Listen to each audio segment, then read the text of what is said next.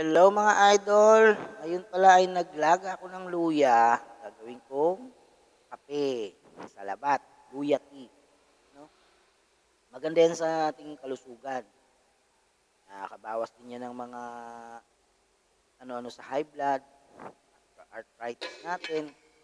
Dati 1 year akong may arthritis, natanggal dyan. 1 year, tama, 1 year akong maglaga ng luya, nagkalabat. Tanggal yung arthritis ko. Mula ngayon, hindi na ako nagkakaroon ng arthritis. Saka yung mga sakit-sakit sa katawan, mga kasukasuan, natatanggal niyan, mga lamig-lamig sa katawan.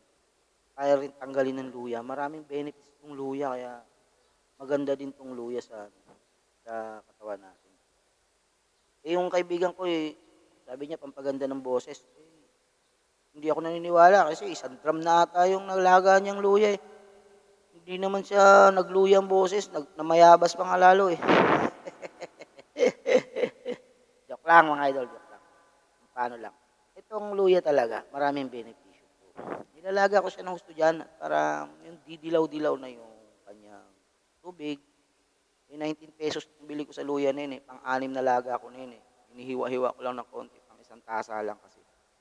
Kasi isang tasa lang lalaga. Para sa akin lang talaga. Siguro naka-anim na laga na ako, meron pa akong kalahati. 19 pesos, diba, natipid pa. Sa kape. Mahal ang kape. Yung twin pack 16 dito, dalawang timpla mo lang yun. Tapos, masama pa ang ano nun sa katawan. Dahil acid yun eh. Hindi ka mukha nito, masarap sa ano to. Maraming benepisyo sa katawan, makakalusugan mo to maganda to. Hindi ka mukha ng kape. Ganda sa kalusugan. Kaya nilalaga ko ng gusto yan dyan para gumanda yung kanyang kulay.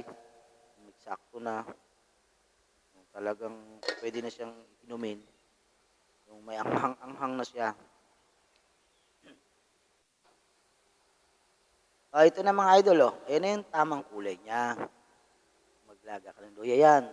Talagang manunuot na sa lalamunan mo yung talagang anghang niya, yung aroma ng luya. Sarap na yan. Sinasaling ko na yan sa tasa para inumin ko na yan.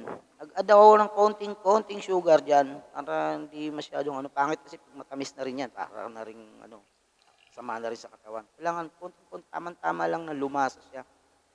Di baling medyo matabang, ayos lang yun. Ayan ganda-ganda ng ng luya Ito na mga idol. Tingnan ko na. Ayan mga idol. Luya tea. Yan ang luya Tayo ng Liit lang naman ang tasa ko kaya konti lang nilaga ko. Kaya maano niya yan. Napakasarap. Marami pang benepisyo sa katawan. Tanggal pa ng paus-paus natin yan. Saka yung mga bakterya talaga, tanggal talaga yan. Bakterya sa lalamunan mo. Yung mga kati sa lalamunan, bakterya yun. Sarap sa lalamunan. Yan, ganyan lang mga idol. Salamat sa inyong mga panonood mga idol. Yan po ang ating ngayon.